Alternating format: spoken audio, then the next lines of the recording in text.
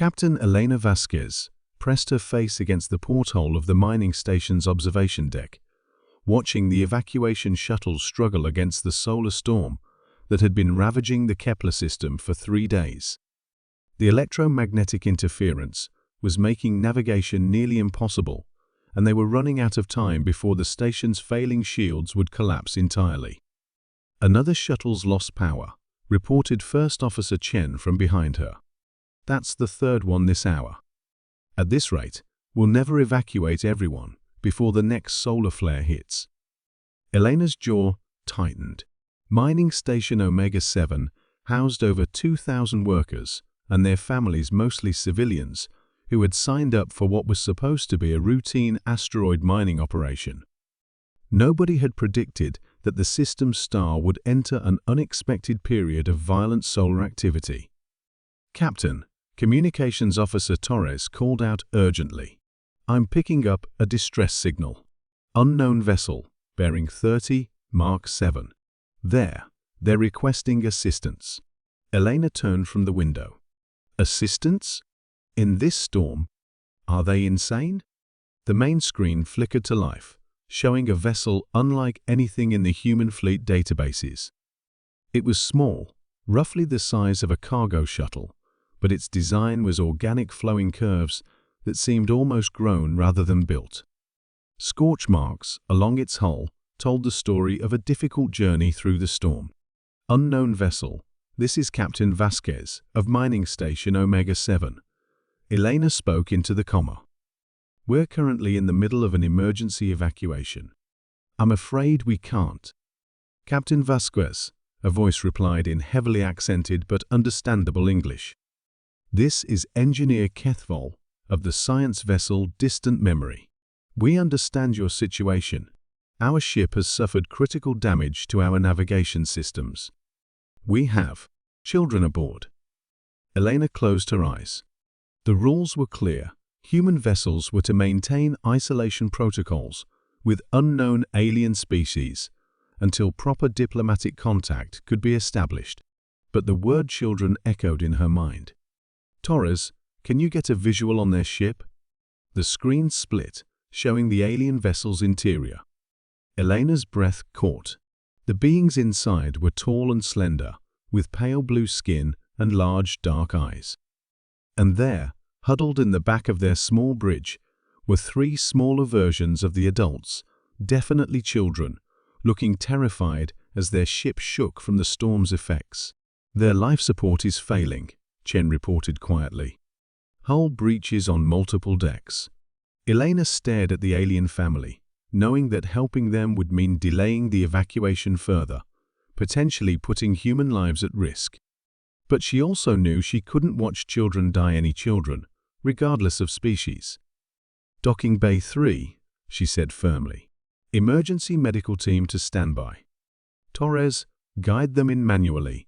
Their navigation is shot." The next few hours were a blur of activity. The alien family engineer, Kethval, his mate Silthera, and their 3 children were treated for radiation exposure and minor injuries while the station's engineers worked to repair their ship's critical systems. Elena found herself spending time with them in the medical bay, fascinated by their story. They were explorers from a distant galaxy, part of a small scientific expedition studying stellar phenomena. The solar storm had caught them completely unprepared, and their ship's organic technology wasn't compatible with the local electromagnetic interference. "You saved our younglings," Kethval said to Elena through the universal translator they'd rigged up. "Among my people, this creates a debt that spans generations." "No debt necessary," Elena replied. "We help each other. That's what civilized beings do." 3 days later, the solar storm finally subsided enough for safe travel. The alien family ship was repaired, and they prepared to depart. Before leaving, Kethval approached Elena one final time. "Captain, I want you to have this," he said, placing a small crystalline device in her hands. "It is a memory crystal from our homeworld. If your people ever face a crisis they cannot handle alone, activate it. We will remember what you did here." Elena accepted the gift gracefully, though she privately doubted she'd ever need to use it. The alien family departed that same day, disappearing into the vastness of space as quickly as they'd arrived. 23 years later, Admiral Elena Vasquez stood on the bridge of the UEF dreadnought Defiance, watching in horror as the Zephyrian war fleet emerged from hyperspace. Humanity's first contact with a hostile alien civilization was not going well. The Zephyrians had already destroyed 2 human colonies and were now bearing down on Earth itself with a force that outnumbered the human fleet 3-1. Admiral, her tactical officer, reported grimly. Long-range sensors confirm it. Over 300 hostile vessels, including several ships larger than anything in our database. Estimated time to Earth, 6 hours. Elena touched the memory crystal hanging from a chain around her neck, a habit she'd developed over the years. She'd carried Kethval's gift through her entire career, from mining station captain to fleet admiral, never quite forgetting the alien family she'd helped decades ago. With nothing left to lose, she removed the crystal and placed it in the ship's communication array. "Activate emergency beacon," she ordered. The crystal began to pulse with soft blue light, transmitting a signal on frequencies no human technology could access. For several minutes, nothing happened. Then space itself seemed to ripple. "Admiral," her communications officer shouted. Multiple hyperspace signatures. Unknown vessels emerging behind the Zephyrian fleet. On the main screen, Elena watched in amazement as hundreds of ships materialized, ships with the same organic flowing design she remembered from that long-ago mining station. But these weren't small science vessels. These were warships, each one easily the size of a human dreadnought, and there were so many of them they blocked out the stars.